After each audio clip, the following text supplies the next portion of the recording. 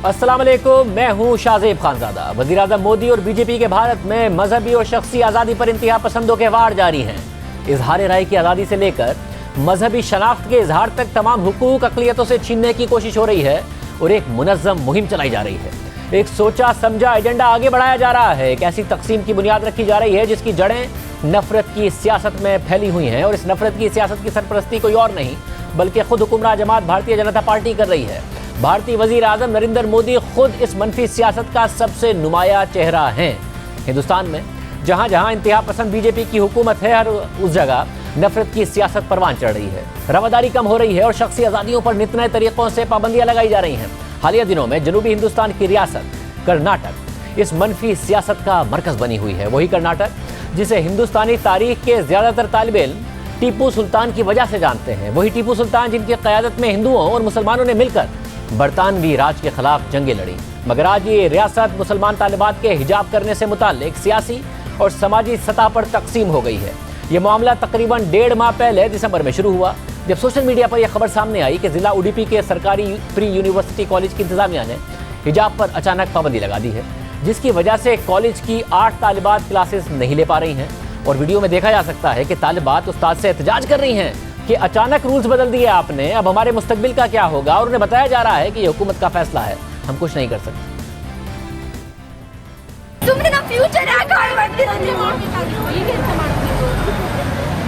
Rules ಬದಲೇ ಮಾಡಬೇಕಿತ್ತು sir. ಅಲ್ಲ ನೀವು ಎರಡೇ ದಿನದಲ್ಲಿ ಹೇಳ್ರೆ ನಾವು ಮೊದಲಿಂದ ನಮ್ಮ ಪರಂಪರೆ ಬಿಟ್ಟು ಬರೋಕ್ಕಾಗ ಬಿಡ. ಸುಮ್ಮನೆ ನಮ್ಮ ಎಜುಕೇಶನ್ ಹಾಳು ಮಾಡ್ತೀರಲ್ಲ ಸರ್ ನೀವು. ಗೌರ್ಮೆಂಟ್ ಇಂದ ಆ ರೂಲ್ಸ್ ಬಂತು ಈ ರೂಲ್ಸ್ ಬಂತಂತ ನಾನೇನು ಮಾಡಲಿಲ್ಲ. ಶಾಸಕರು ಏನು ನಿರ್ಧಾರ ಸರ್ಕಾರ ಏನು ನಿರ್ಧಾರ ತಗೊಂಡ್ರೆ ನಾನು ಬದಲಾಗಿರ್ಬೇಕು. ಯಾಕಂದ್ರೆ ಸರ್ಕಾರಿ ಅಧಿಕಾರಿಯಾಗಿ ನಾನು ಅವ್ರು ಏನು ಗೈಡ್ಲೈನ್ಸ್ ಅನ್ನು ಕೊಡ್ತಾರೆ ಅದ್ರ ಪ್ರಕಾರ ನನ್ನನ್ನು ಪ್ರಶ್ನೆ ಮಾಡಿದ್ರೆ ಇದು। ये मामला भी जारी था कि जनवरी में इस रियासत के जिला कोलार से खबर आई कि स्कूल में जुम्मे की नमाज पढ़ने वाले बच्चों के खिलाफ इंतहा पसंदों ने एहतजाज किया, जिसके बाद जिला इंतजामिया ने नमाज की इजाज़त देने से मुतालिक तहकीकात का हुक्म दे दिया और दूसरी जानिब हिजाब का मामला तूल पकड़ता गया। एक के बाद एक तालीमी इदारे ने हिजाब पहनने वाली तालिबात को क्लासेस लेने से रोक दिया। हिंदू इंतहा पसंद तलबा जाफरानी रंग के मफलर गले में डालकर क्लासेस में आने लगे। मुस्लिम तालिबात को हिरासा किया जाने लगा। फिर 3 फरवरी को रियासत की मुसलमान तालिबात ने अदालत से दरख्वास्त की कि उनको हिजाब के साथ क्लास में बैठने की इजाज़त दी जाए। अगले ही रोज़ कर्नाटक की हुकूमत ने यूनिवर्सिटी और कॉलेजों में यूनिफॉर्म को लाजमी करार देने का नया हुक्मनामा जारी कर दिया और फिर महात्मा गांधी मेमोरियल कॉलेज उडुपी में कल का वाकया पेश आ गया। इंतहा पसंदों के एक जत्थे ने निहत्ती मुसलमान तालिबा मुस्कान को हिरासा किया, उसका पीछा किया और नारे लगाए। जवाब में मुस्कान के रद्द अमल ने उसको आलमी मीडिया की शह सुर्खियों में पहुंचा दिया। मुस्कान ने अल्लाहू अकबर का नारा लगाया और उसका कहना है कि वो इंतहा पसंदों के जत्थे से बिल्कुल नहीं डरी, हिजाब उसका हक है। इस वाक़े ने भारतीय रियासत कर्नाटक में हिजाब पर पाबंदी के मसले को सिर्फ भारत में ही नहीं बल्कि कई दीगर ममालिक में भी उजागर कर दिया। बीजेपी हुकूमत पाबंदी के हक में खड़ी है, मगर भारत के अंदर से भी कई आवाज़ें इंतहा पसंदों के खिलाफ उठ रही हैं। सियासतदानों से लेकर फनकारों तक कई आम शख्सियात ने इस पर बात की है। कांग्रेस रहनुमा प्रियंका गांधी ने ट्विटर पर लिखा कि खवातीन को हिरासा करना बंद करो, हिजाब हो, घूंघट हो या जीन्स, खवातीन को मर्जी के कपड़े पहनने का इख्तियार है। खवातीन को अपने मर्जी के लिबास पहनने का इख्तियार आइन में दिया गया है। प्रियंका गांधी ने अपने ट्वीट के आखिर में हैशटैग लड़की हूँ लड़ सकती हूँ का भी इस्तेमाल किया। कांग्रेस रहनुमा शशि थरूर ने अपने सोशल मीडिया पोस्ट में कहा कि ये भारत की ताकत है कि हर शख्स अपनी पसंद का लिबास पहनने में आज़ाद है। अगर हिजाब की इजाज़त नहीं है तो फिर सिखों की पगड़ी, ईसाइयों की सलीब और हिंदुओं के तिलक के बारे में क्या कहा जाएगा। मकबूजा कश्मीर के साबिक वज़ीर आला उमर अब्दुल्ला ने उत्तर प्रदेश के वज़ीर आला योगी आदित्यनाथ, बीजेपी के सीनियर रहनुमा उमा भारती और भोपाल से रुकने पार्लियामेंट प्रज्ञा ठाकुर की तस्वीर पोस्ट करके कहा कि जब ये अवामी नुमाइंदे भगवा लिबास पहन सकते हैं तो लड़कियां भी हिजाब पहन सकती हैं। मुसलमान दोयम दर्जे के शहरी नहीं हैं। भारतीय रियासत केरला से कांग्रेस के रुकने पार्लियामेंट प्रथापन ने यह मामला लोकसभा में भी उठाया और मरकजी हुकूमत से मुदाखलत का मुतालबा किया। Hijab is a part of the culture and the religion identity of Muslim women. It is like Mangal Sutra for Hindus, crucifix for Christians, turbans for Sikhs. भारतीय अदाकारा शबाना आजमी, पूजा भट्ट और सवारा भास्कर ने भी सोशल मीडिया पर मुसलमान खवातीन की हिमायत की और इंतहा पसंदों के रवैये की मजम्मत की। कर्नाटक की हाई कोर्ट में यह मामला 3 फरवरी को एक रुकनी बेंच के सामने समाअत के लिए आया, लेकिन रियासती हुकूमत के वकील ने कहा कि इस मामले में रियासत के एडवोकेट जनरल पेश होंगे, जिसके बाद अदालत ने आज ये कहकर मामला फिर मौखर कर दिया कि इस पर लार्जर बेंच बनाया जाएगा। रियासत कर्नाटक में स्कूल और कॉलेजेस 3 रोज के लिए बंद कर दिए गए हैं, जबकि रियासती वजीर तालीम ने इंतहा पसंदों की हिमायत में बयान देते हुए कहा है कि तालीमी इदारों में हिजाब पहनना बेज़ाबगी है। स्कूल और कॉलेज मजहब पर अमल करने की जगह नहीं है। हिजाब पर पाबंदी का मामला कर्नाटक से भारतीय रियासत मध्य प्रदेश और पौंडीचेरी तक फैल गया है। पौंडीचेरी में भी बाहिजाब तालिबा को स्कूल में दाखिले से रोक दिया गया, जबकि मध्य प्रदेश के वजीर तालीम ने मुस्लिम तालिबात के हिजाब की मुखालफत में कहा है कि हिजाब यूनिफॉर्म का हिस्सा नहीं है, तो स्कूलों में हिजाब लेने पर पाबंदी होनी चाहिए। और दूसरी जानिब हिजाब पर पाबंदी और मुस्लिम तालिबात को हिरासत किए जाने के खिलाफ पूरे भारत में अब एहतजाज हो रहा है और तालिबात का मुतालबा है कि हिजाब पहनना उनका हक है, उन्हें इससे महरूम नहीं किया जा सकता। आप लोगों की डिमांड्स बेसिकली क्या क्या है? हम लोग को कल जो कर्नाटक में हुआ है वो यहाँ पर भी हो सकता है, इसलिए हम लोग के अंदर एक डर आ गया, हम लोग को प्रोटेस्ट मिलना चाहिए। लेकिन यहाँ पे कलकत्ता में किसी ने आप लोग को मना किया है? अभी तक नहीं किया, लेकिन आगे जाके तो कर सकते हैं ना, ये तो कोई गारंटी नहीं है। कल जहाँ वहाँ पर हुआ था यहाँ पर भी हो सकता है। तो बेसिकली क्या आप सरकार से क्या चाहती हो, कि पश्चिम बंगाल सरकार से क्या चाहती हो? वो चाहते हैं कि हम लोग को हिजाब जो भी हम लोग का खाना पीना है सब हम लोग का अधिकार है, वो कोई रोक टोक नहीं सकता, इसलिए हम वही करेंगे जो हम लोग का है। भारतीय सहाफी शालिनी झा भी इंतहा पसंद जत्थे के सामने डटकर खड़ी होने वाली बहादुर लड़की के हक में बोल पड़ी। सवाल ये है कि अगर आप हिंदू हैं तो ये आपकी अच्छाई नहीं है, अगर सामने वाला मुस्लिम है तो उसमें कोई कमी नहीं है।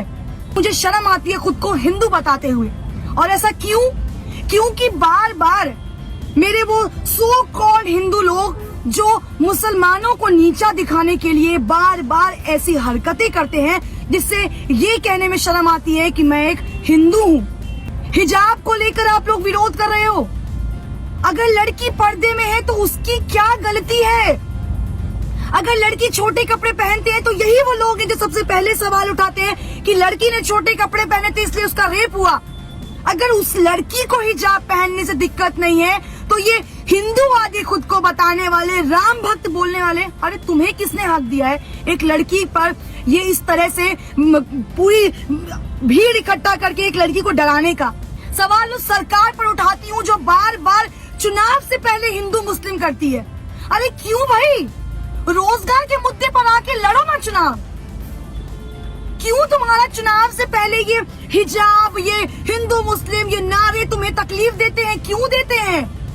अगर 100 की भीड़ में वो बंदा जय श्री राम के नारे लगा सकते हैं तो ये एक लड़की खड़े होकर अल्लाह अकबर क्यों नहीं कर सकती है? इसके अलावा नोबेल इनाम याफ्ता मलाला यूसुफजई ने भी इंतहा पसंदों के इस अमल को खौफनाक करार देते हुए ट्विटर पर लिखा कि हिजाब वाली लड़कियों को स्कूल में दाखिले से रोकना खौफनाक है। उनका कहना था कि कम या ज्यादा लिबास पहनने के मामले में खवातीन पर एतराज़ात जारी हैं। उन्होंने मुतालबा किया कि भारतीय रहनुमा मुस्लिम खवातीन को मरकजी धारे से अलग करने के अमल को रोकें। दुनिया भर से आवाज़ें उठ रही हैं, खुद भारत के अंदर से भी आवाज़ें उठ रही हैं। इस पर बात करने के लिए कर्नाटक के शहर बेंगलोर से हमारे साथ मौजूद हैं general secretary Welfare Party of India Sheema Mohsin साहिबा। बहुत शुक्रिया हमें ज्वाइन करने के लिए। साहबा ये बताइएगा, ये वाकया उन तमाम वाकयात का तसलसल है जो भारतीय जनता पार्टी के इक़्तिदार में आने के बाद मुसलसल होते रहे हैं, जिसमें अदम बर्दाश्त बढ़ती नजर आती है, मजहबी मुनाफरत बढ़ती नजर आती है, या फिर एक वाकया है जो फैलते फैलते बड़ा हो गया है? नहीं, ये जो जब से मोदी गवर्नमेंट यहाँ पे सत्ता में आई है 2014 में, और 2014 के बाद 2019 में वो जो उनका जो हिंदुत्व एजेंडा है उसको स्ट्रॉन्ग करते हुए ये सारी साजिशें हो रही हैं। जो चीजें जो हम ऑफ लेट देख रहे हैं कि हमारे जो सेक्युलर स्पेसेस हैं वो बिल्कुल श्रिंक होते जा रहे हैं, और ये जो जगह है उडुपी जो कर्नाटक के मतलब दक्षिण one of the southern states of India, यहाँ पे एक हिंदुत्व लेबोरेटरी की तरह ये यहाँ पे बहुत ज्यादा कम्युनल एजेंडा होता आ रहा है फॉर सम टाइम, और this was nothing but it is a continuation. क्योंकि अभी थोड़े दिन पहले हमने देखा कि हरिद्वार में एक जीनोसाइड कॉल किया गया था जहाँ पे मुस्लिम्स को कंप्लीटली एलिमिनेट करने का एक बात हुई थी, एक अहद लिया गया था। तो ऐसे बहुत सारे इश्यूज हो रहे हैं, जैसे कि लव जिहाद का कानून बनाया जा रहा है, एंटी कन्वर्जन लॉ का कानून बनाया जा रहा है, एंड घर वापसी and all this kind of जो इनके मंसूबे हैं, ये सब it is a part of that. If you see the larger frame में देखेंगे, लार्जर पिक्चर में, तो ये सब एक कंटिन्यूएशन का एक हिस्सा है। शिवा साहब, मुझे बताएगा कि ज़रा एक सियासी लीडर किसी भी मुआशरे को में बर्दाश्त भी परवान चढ़ा सकता है और अदम बर्दाश्त को भी फ़रोग़ दे सकता है। तो ये जो बीजेपी की पॉलिसीज़ हैं अदम बर्दाश्त की, मजहबी मुनाफरत की, ये क्या सोसाइटी में भी आपको नज़र आ रहा है कि वहाँ पर भी इसके असरात हैं, नीचे की हद तक असरात मुंतकिल हो रहे हैं जो आपने पहले नहीं देखे होंगे, वो अब नज़र आ रहा हो? जी सही बात है। पहले जो है, हम जैसे बच्चे पल्ले बड़े हुए हैं इस देश में, कभी हम हिंदू मुस्लिम या इस तरह से नहीं कहते थे। हमारे स्कूल्स में जो है हम एक कॉन्वेंट से आते हैं, जहाँ पे एक चैपल होता था, जहाँ पे हम लोग जाकर ज़ोहर की नमाज अदा करते थे और कोई पाबंदी नहीं थी। चैपल हमेशा खुला रहता था, जाकर आप जब भी चाहे नमाज पढ़ लें। और इसी तरह से जब भी हम नॉन मुस्लिम मतलब हिंदू लड़कियों के साथ हमारी ज्यादा दोस्ती हुई है, तो वहां पे उनके घर जाते थे, सलाह का वक्त हो जाता तो वो हम उनके घर में सलाह भी अदा कर लेते थे, कोई दिक्कत नहीं होती थी। ऐसा भी देखा गया है, जब हम स्कूल जाते थे तो अक्सर क्योंकि हमारी नॉन मुस्लिम लड़कियां थी जो ब्राह्मण होती थी या जो गोश्त वगैरह नहीं खाती थी, तो हम अपने तौर पे, कोई पाबंदी नहीं होती थी, हम अपने तौर पे कोशिश करते थे कि हम नॉन वेजिटेरियन फूड ना लेकर जाएं, ताकि उनको कोई उनके सेंटिमेंट्स हर्ट ना हो। और इसी तरह से जब फिर ये होता था, रमजान के रोजे रखे जाते थे, तो वो बच्चियां भी सारा महीना टिफिन नहीं लेकर आती थी, जबकि हम उनसे कहते थे कि जाओ टिफिन लेकर आओ, खाओ, लेकिन वो जो कि हम रोजे रखते थे वो भी हमारे साथ दोपहर का खाना नहीं खाती थी। तो ऐसा एक कल्चरल सोसाइटी में था, जो अब जो है वो देखा जा रहा है कि बहुत ज्यादा ये जहर, जो नफरत का, जो इंटॉलरेंस का, वो बढ़ता जा रहा है। लोगों में भी ये नजर आ रहा है, लोग भी हमें अब उस तरह की उस नजर से नहीं देखते, और काफी बहुत सोसाइटी भी ना सिर्फ रूरल सोसाइटीज का एनक्रोच हुआ है, लोगों के सेक्युलर स्पेसेस का एनक्रोचमेंट, उनके दिमाग में भी उनके सेक्युलर सोच का हनन हुआ है। ऑफ लेट ये नजर आ रहा है। बहुत शुक्रिया शिमा मौसूद साहिबा की गुफ्तगू आपने सुनी। प्रोग्राम में आगे बढ़ते हैं।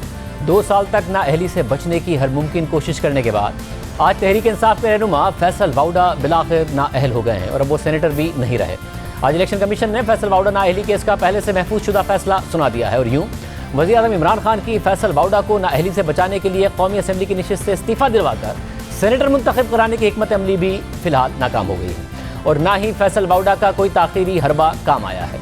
2018 के आम इंतखाबात के लिए कागजात नामजदगी जमा कराते वक्त फैसल वाउडा की तरफ से दोहरी शरीयत छुपाने और झूठा बयान हल्फी जमा कराने के इल्ज़ाम पर आज इलेक्शन कमीशन ने फैसल वाउडा को नाअहल करार दे दिया है और उनका बतौर सेनेटर नोटिफिकेशन वापस ले लिया गया है और यह करार दिया गया है कि फैसल वाउडा कागजात नामजदगी जमा कराते वक्त दोहरी शरीयत रखते थे, मगर उन्होंने गलत हल्फनामा जमा कराया, गलत बयानी की, गलत डिक्लेरेशन दिया, लिहाजा वो सादिक और अमीन नहीं रहे। इलेक्शन कमीशन के 27 सफ़हात के तहरीरी फैसले के मुताबिक हम इस नतीजे पर पहुंचे हैं कि मुतल्लिका हल्के के लिए कागजात नामजदगी जमा कराते वक्त फैसल वाउडा आर्टिकल 62(1)(c) के तहत अहल नहीं थे और उन्होंने गलत बयान हल्फी और डिक्लेरेशन जमा कराई, जो वाज़े तौर पर आर्टिकल 62(1)(f) के ज़मरे में आता है। नतीजतन ये हुक्म दिया जाता है कि फैसल वाउडा, जो कौमी असम्बली की रुकनियत से इस्तीफ़ा दे चुके हैं, उन्होंने बतौर रुकन कौमी असम्बली और बतौर पब्लिक ऑफिस होल्डर माली फ़ायदे और मराहत हासिल किए हैं, वो 2 महीने के अंदर सेक्रेटरी कौमी असम्बली को जमा कराएं।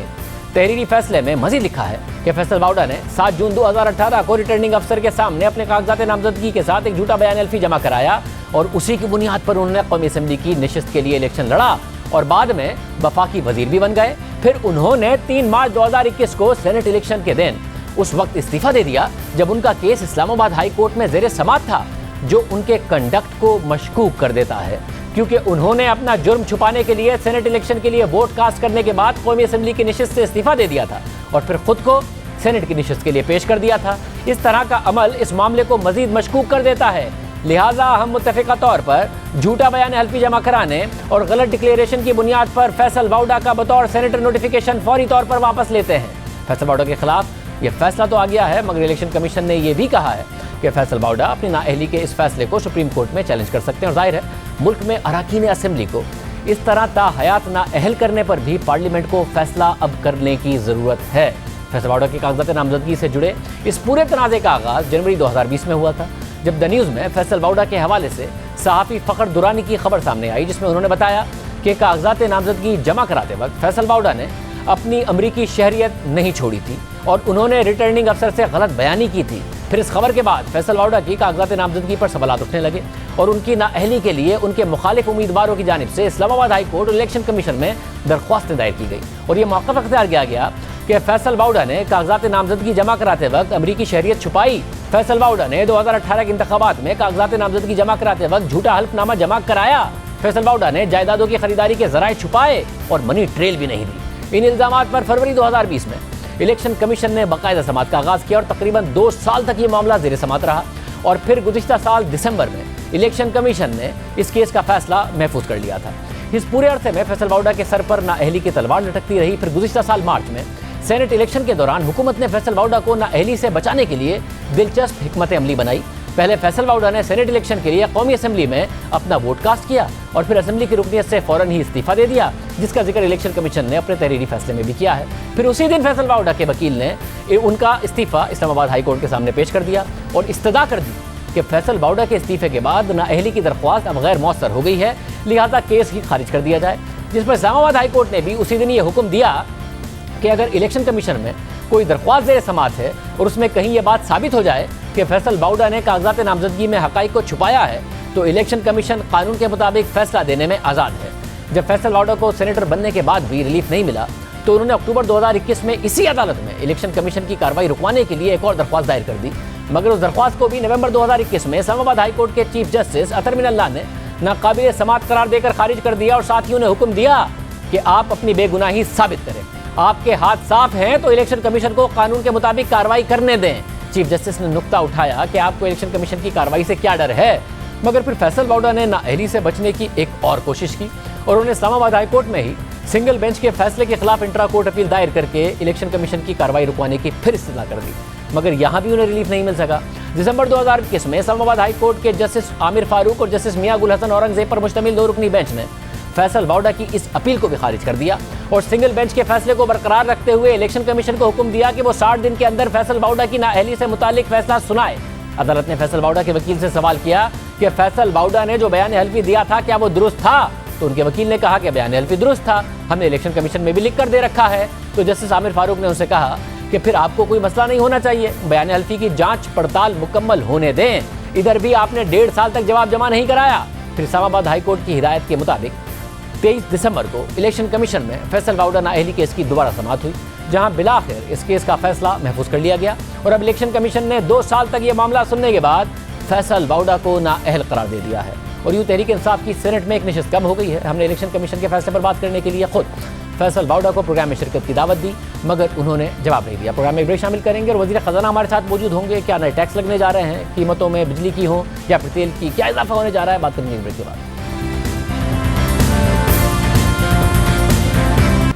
IMF का प्रोग्राम बहाल हो गया है, मुआशी गैर-यकीनी की सूरत हाल में कमी आई है, मनी मार्केट, करेंसी मार्केट और स्टॉक मार्केट में इस्तेहकाम आया है, मगर अब इन खदशात का इजहार किया जा रहा है कि आने वाले बजट में IMF की मजीद सख्त शराइत के तहत टैक्सेस में इजाफा होगा। पर्सनल इनकम टैक्स के स्लैब्स कम करने की वजह से पहले से टैक्स अदा करने वालों पर मजीद टैक्स लगेगा, बिजली की कीमतों में मजीद इजाफा होगा, मजीद सेल्स टैक्स रिफॉर्म्स करना होंगे। शहबाज शरीफ ने ट्वीट में हुकूमत पर तनकीद की कि मिनी बजट के बाद हुकूमत अगले बजट में मजीद 430 अरब रुपए के नए टैक्सेस लगाने की प्लानिंग कर रही है। टैक्स स्लैब्स को रिवाइज करने के साथ साथ बिजली की कीमतों में मजीद इजाफे की तैयारी कर रही है। वज़ीर ख़ज़ाना शौकत तरीन से इस हवाले से बात करेंगे और साथ ही उनसे पूछेंगे कि 15 अरब डॉलर से ऊपर के मुमकिन करंट अकाउंट खसारे के साथ क्या कहीं बैलेंस ऑफ पेमेंट का मसला फिर तो नहीं पैदा हो जाएगा। पाकिस्तान को सितंबर में इस IMF प्रोग्राम को मुकम्मल करके अगले साल एक और IMF प्रोग्राम में तो नहीं जाना पड़ेगा और बिजली और तेल की कीमतों में कितना इजाफा हो सकता है, कितने नए टैक्स लग सकते हैं? शौकत तरीन साहब, बहुत शुक्रिया हमें शो में ज्वाइन करने के लिए। तरीन साहब, सबसे पहला सवाल है, हुकूमत ने यह वादा किया था कि इस IMF प्रोग्राम के बाद एक और IMF प्रोग्राम में पाकिस्तान को नहीं जाना पड़ेगा। मुतादिद IMF प्रोग्राम्स में पाकिस्तान अपनी हिस्ट्री में गया है। आप कॉन्फिडेंट हैं क्योंकि खदशात अपनी जगह पर बरकरार हैं कि जी एक्सटर्नल साइड पर अभी भी खतरात हैं, शायद पाकिस्तान को एक और IMF प्रोग्राम में जाना पड़ेगा? नहीं, देखें, सस्टेनेबिलिटी अगर रिफॉर्म्स की होगी और ग्रोथ की होगी तो फिर तो ये आखिरी प्रोग्राम होगा, और इसमें जो है हमें कोई सख्त डिसीजन जो हैं वो लेने होंगे। देखें, सस्टेनेबिलिटी किस चीज़ की वजह से हम सस्टेनेबल नहीं रहे पिछले कई सालों में। पहली चीज़ यह है कि हमने अपना जो सेविंग रेट है इसको बढ़ाना है। हम 15-16% पे अगर रह गए तो ये 4% से ज़्यादा जो है ग्रोथ नहीं होगी सस्टेनेबल बेसिस पे। दूसरा, हमने ये इंपोर्ट और एक्सपोर्ट का जो गैप है इसको कम करना है, क्योंकि जिस वक्त भी ग्रोथ होना शुरू हो जाती है हमारी इंपोर्ट्स बढ़ती हैं और फिर हम जो है डॉलर्स शॉर्ट हो जाते हैं। और तीसरी चीज़ ये है कि हमने अपनी जो है इंडस्ट्री और एग्रीकल्चर दोनों को हमने प्रोडक्टिव करना है और उसमें प्रोडक्टिविटी बढ़ानी है।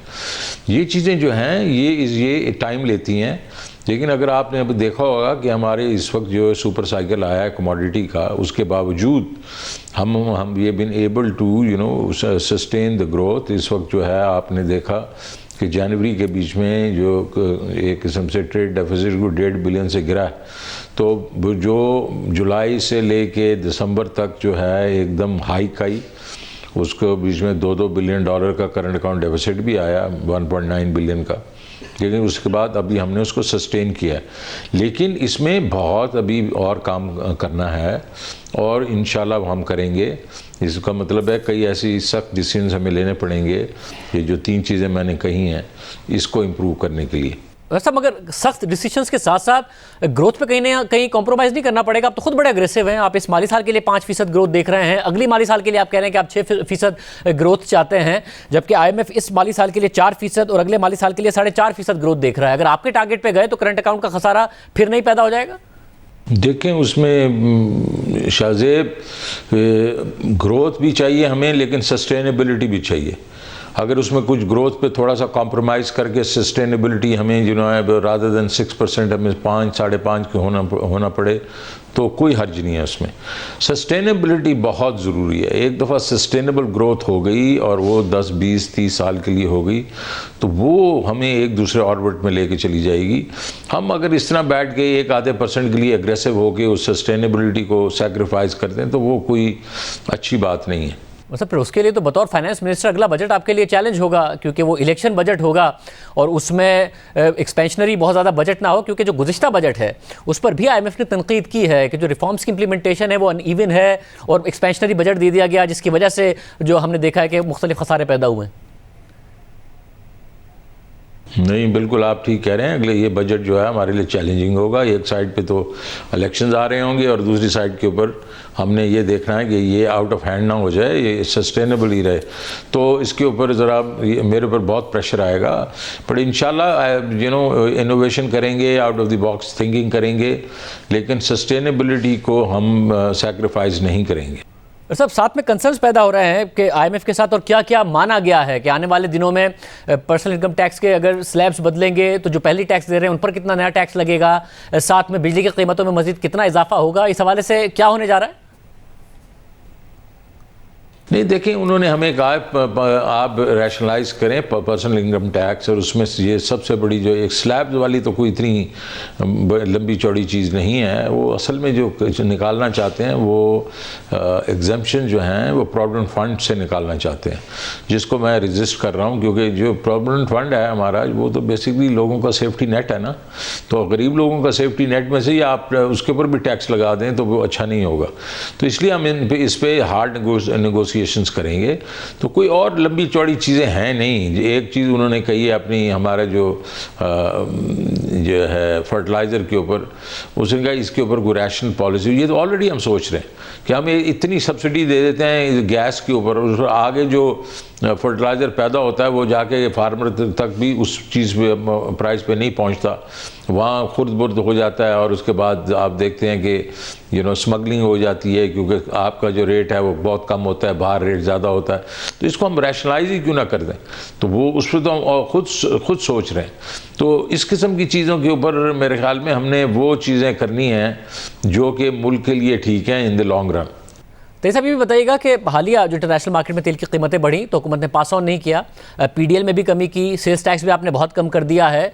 तो ये ज़ाहिर है पॉलिटिकली तो पॉपुलिस्ट है डिसीजन, मगर क्या इकोनॉमिकली प्रूडेंट भी है? क्योंकि जैसे जैसे आप लोगों के इक़दामात की वजह से इकॉनमी अगर स्लो डाउन होगी तो हमें नज़र आ रहा है कि 7 माह में आपने टैक्स तो अच्छा जमा किया है मगर दिसंबर और जनवरी का टारगेट नहीं पूरा किया है। तो किस तरीके से आने वाले दिनों में आप टारगेट अपना पूरा कर पाएंगे या फिर अगले साल के लिए बहुत ज़्यादा टारगेट रख पाएंगे? नहीं देखें, दिसंबर जनवरी के जो हमारे टारगेट्स नहीं मीट हुए, बिल्कुल नहीं हुए, लेकिन इंशाल्लाह अभी हम करेंगे। लेकिन क्योंकि बाकी सारे जो हम लोगों ने इनिशिएटिव ले रहे थे वो अभी करना शुरू हो जाएंगे। लेकिन आपकी बात जो है ना उसमें वज़न है कि इस तरीके से हम नहीं कर सकते कि ये पेट्रोलियम प्राइसेस आर्टिफिशियली लो रखें।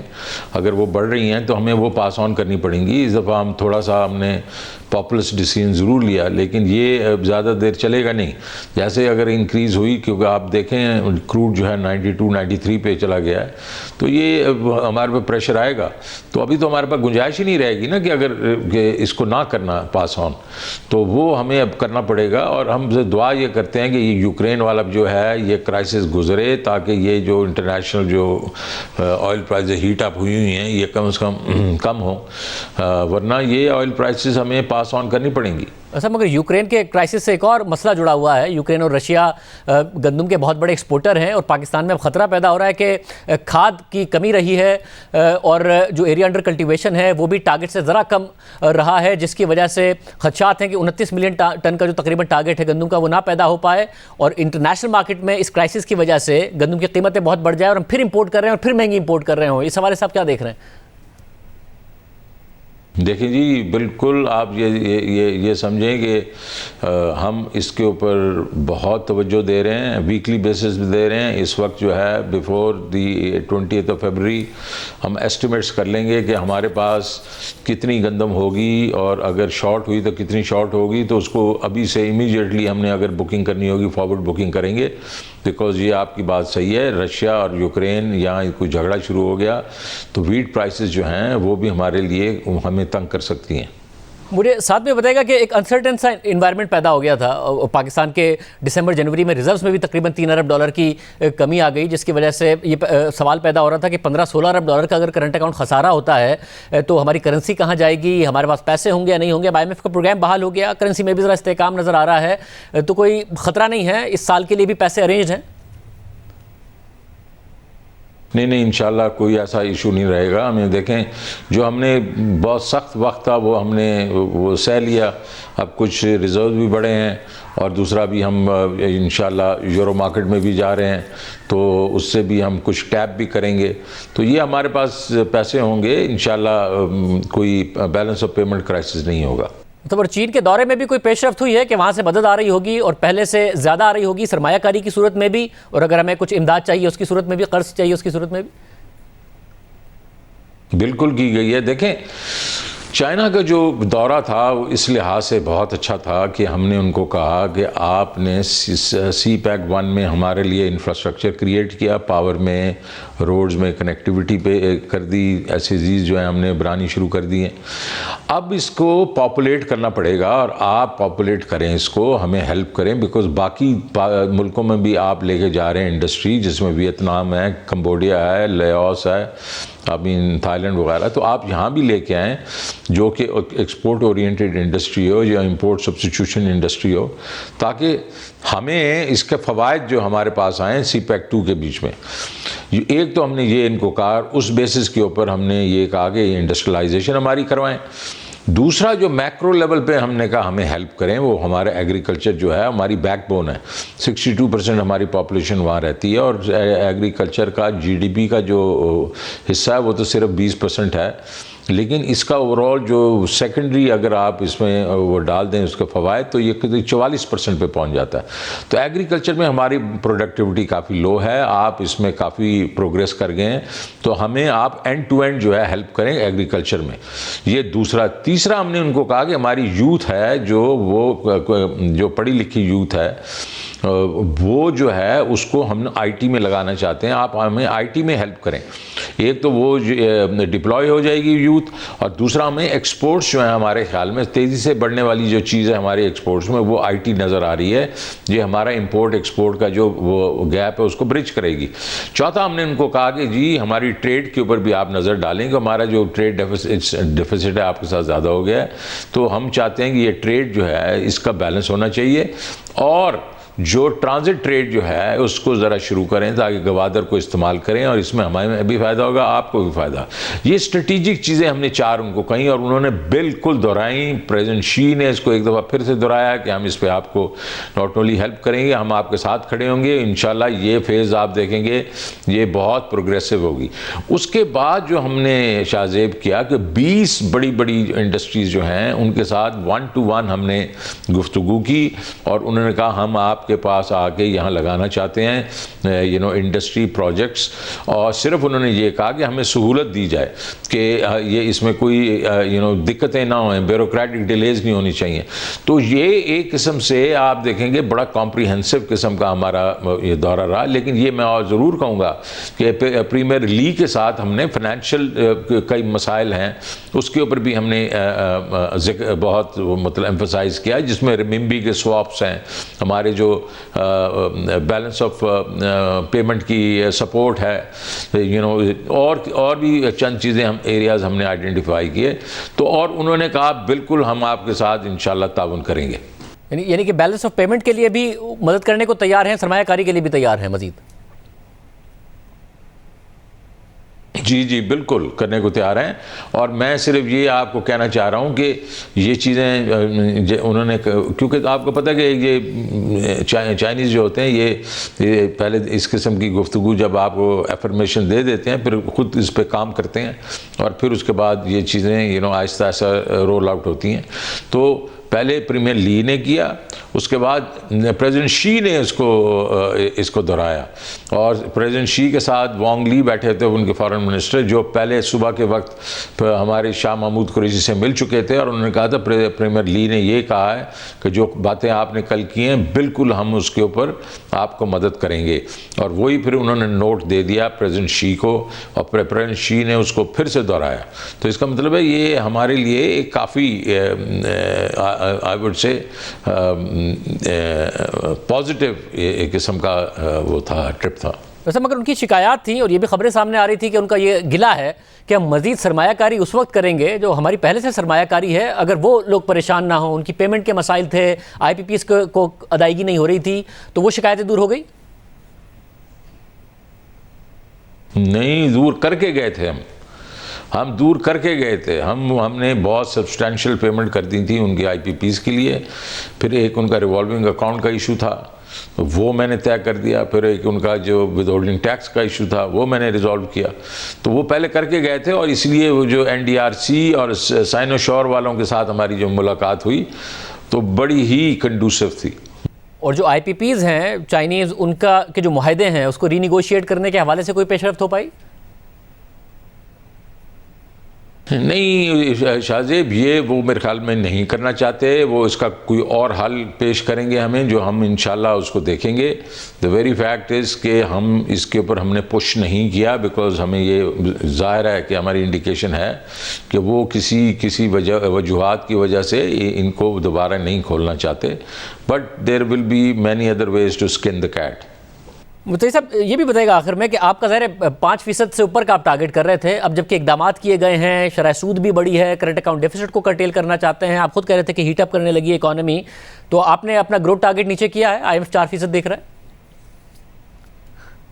यार मैं तो देख रहा हूँ अभी भी 5%, लेकिन एनीवेयर बिटवीन 4.5 to 5% भी हो जाए तो दैट्स फाइन। मतलब और महंगाई ज़ाहिर मुसलसल बढ़ती रही है, जनवरी में 13% है, बट उस पर ज़ाहिर एक लो बेस इफेक्ट भी किक इन किया है, मगर इसके अलावा हमने देखा है कि गुज़िश्ता महीनों में मुसलसल बढ़ती रही है। ये कंट्रोल होती नज़र आती है या नहीं? ये इन्फ्लेशन आने वाले दिनों में नीचे जाएगी। ये बेस इफेक्ट से ये 5.7% था पिछले जैन में, तो इस वजह से ये हुआ है। लेकिन आप देखेंगे अब ये गिरना शुरू हो जाएगी। बट ये चीज़ at the end of the day, तो जब ये सुपर साइकिल जो है ये सबसाइड करेगा तो ये इन्फ्लेशन ज़्यादा तेज़ रफ्तारी से नीचे आएगी। बहुत शुक्रिया वज़ीर ख़ज़ाना शौकत तरीन साहब की गुफ्तगू आपने सुनी। प्रोग्राम में शामिल करते हैं, मज़ीद पर बात करेंगे। एक केस जिसके नताइज ने पाकिस्तान में तहरीक इंसाफ की हुकूमत के एहतसाबिये के बयानिए को धचका पहुंचाया और फिर खबरें आईं कि इस केस की वजह से वज़ीर आज़म अपने करीबी लोगों से नाराज़ हुए और मुशीर एहतसाब शहजाद अकबर के इस्तीफे की एक बड़ी वजह भी यही केस बना। अब उसी केस से मुतालिक दस्तावेजी तफसीलात सामने आ गई हैं। ये केस अपोजिशन लीडर शहबाज शरीफ और उनके बेटे सुलेमान शहबाज से मुतालिक था, जिसकी तफ्तीश बरतानवी इदारे नेशनल क्राइम एजेंसी ने की और इस केस में बराह रास्त इल्ज़ाम पाकिस्तान से बरतानिया मनी लॉन्ड्रिंग का था।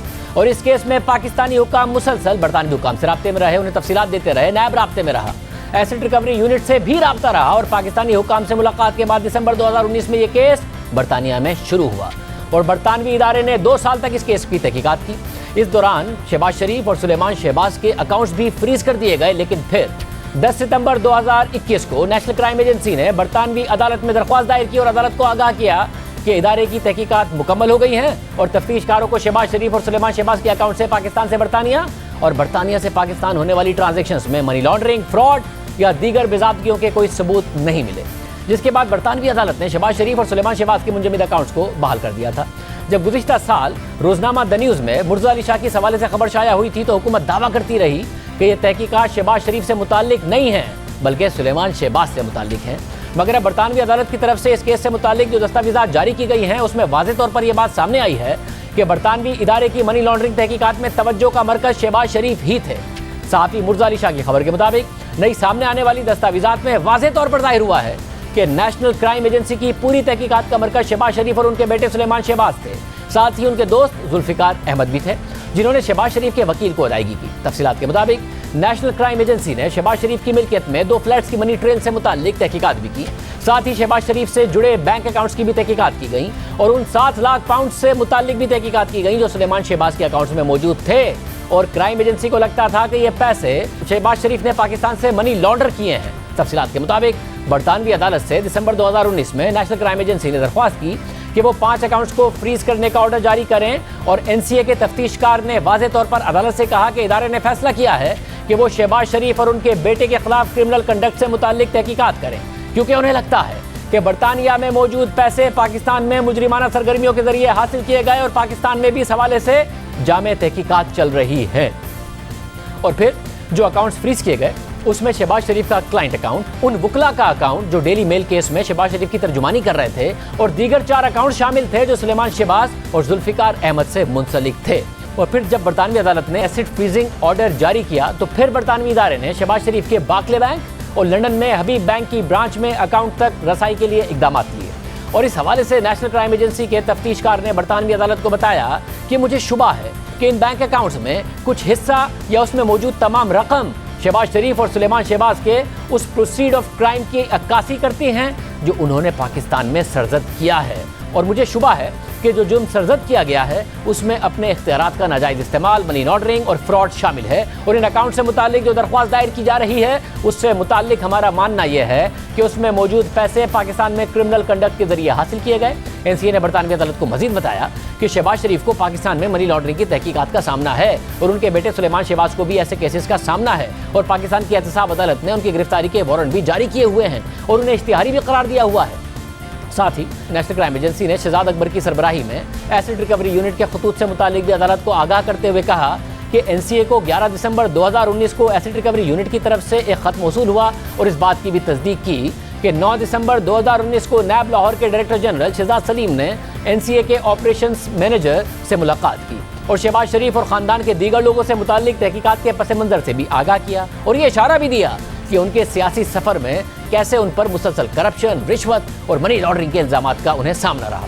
और शहजाद सलीम ने एनसीए के तफ्तीशकार को बताया कि नैब को खुशी होगी कि एनसीए की तहकीकात से मुताल्लिक अगर कोई भी मुआवनत नैब फराहम कर सके। और फिर एनसीए ने शहजाद अकबर के एसिड रिकवरी यूनिट के खत का हवाला देते हुए बरतानवी अदालत को बताया कि शहबाज शरीफ से मुताल्लिक तहकीकात 2 केसेस से मुताल्लिक हैं, एक आशियाना हाउसिंग स्कीम और दूसरा रमज़ान शुगर मिल केस है। और जो जुर्म है वो अख्तियारात की गलत इस्तेमाल और मनी लॉन्ड्रिंग का है। तफसीलात के मुताबिक एनसीए ने अपने केस में सबूत के तौर पर मुख्तलिफ अखबारों की खबरें भी पेश की, जिसमें डेली मेल की रिपोर्ट, टेलीग्राफ की खबर और पाकिस्तानी अखबारों में करप्शन और मनी लॉन्ड्रिंग से मुताल्लिक खबरें शामिल थी। नेशनल क्राइम एजेंसी ने अदालत को बताया कि उन्हें नहीं लगता कि शहबाज शरीफ, सुलेमान शहबाज और उनकी एहलिया के पास जायज़ ज़राए मदनी हैं, इसलिए उनके अकाउंट्स में मौजूद दौलत मुश्तबा है।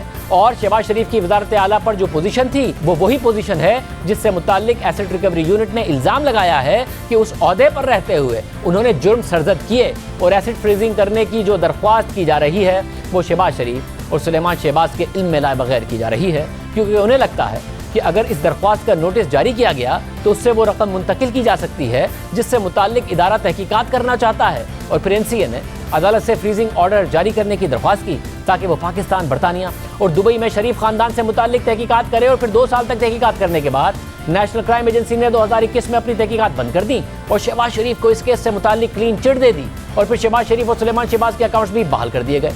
और जब गुज़िश्ता साल ही ये खबर साथ ही मुर्जा अली शाह सामने लेकर आए तो शहजाद अकबर और वज़ीर आज़म के मामले खुसूसी ने कहा कि ये जो फ्रीजिंग ऑर्डर जारी किए गए वो सुलेमान शहबाज के अकाउंट से मुताल्लिक जारी किए गए, जबकि शहबाज शरीफ का इससे कोई ताल्लुक ही नहीं था। जो एसेट फ्रीजिंग ऑर्डर था ये नेशनल क्राइम एजेंसी ने सुलेमान शहबाज शरीफ और उनके लॉयर हैं जुल्फकार अहमद का एक जो अकाउंट, जो क्लाइंट अकाउंट होता है, उसके ऊपर एसेट फ्रीजिंग ऑर्डर लिया था बेस्ड अपॉन सस्पिशियस ट्रांजैक्शन। कहीं पे भी शहबाज शरीफ के ऊपर कोई इस किस्म का एसेट फ्रीजिंग ऑर्डर बरतानिया में नहीं था। इस पूरे ऑर्डर के अंदर शहबाज शरीफ का नाम नहीं है, शहबाज शरीफ को किसी चीज़ में एक्विट नहीं किया गया है। शहबाज शरीफ सो मच सो लंदन में मनी लॉन्ड्रिंग के ऊपर चार्ज भी नहीं हुए थे, लेकिन इसके बावजूद एक एसेट फ्रीजिंग ऑर्डर का ख़त्म होने को ऐसे बनाकर पेश किया गया कि शहबाज शरीफ को बर्रियत हो गई है मनी लॉन्ड्रिंग की केस के लंदन में। जरा बता दिया जाए कि किस अदालत ने बरी किया शहबाज शरीफ साहब को, कौन से फैसले में शहबाज शरीफ का नाम है, मुकदमे में या फैसले में कहीं पर? अभी हमने आपके सामने नेशनल क्राइम एजेंसी का अदालत के सामने दिया गया मौक़िफ़ रखा, जिसमें वाज़ेह तौर पर यह चीज़ मौजूद थी कि नेशनल क्राइम एजेंसी की तहकीकात का मरकज़ शहबाज शरीफ से।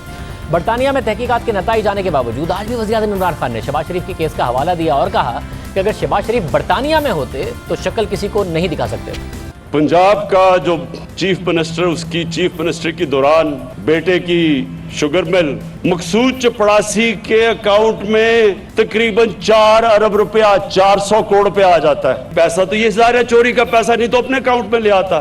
1.5 घंटे की तकरीर करता है पार्लियामेंट में। बरतानिया में होता पार्लियामेंट क्या उसको शक्ल कहीं नहीं दिखा सकता था, क्योंकि उनकी अखलाकियात ऊपर है।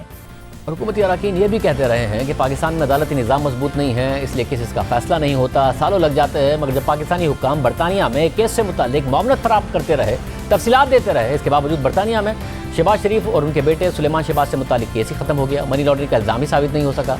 और फिर गुज़िश्ता माही वज़ीर आज़म के मुशीर बराए एहतसाब शहजाद अकबर ने इस्तीफ़ा दिया, लेकिन खबरें आती रहीं कि उन्होंने इस्तीफ़ा दिया नहीं है बल्कि उनसे लिया गया है और उसकी वजह वज़ीर आज़म की नाराज़गी थी। तो वज़ीर आज़म की नाराज़गी की वजह बरतानिया में शहबाज शरीफ के केस से मुतालिक कोई नतीजा ना निकलना थी। आज इस पूरे मामले पर हमने बात करने के लिए साबिक मुशीर एहतसाब शहजाद अकबर को प्रोग्राम में आने की दावत दी, मगर उन्होंने कोई जवाब नहीं दिया। इजाज़त दीजिए, अल्लाह।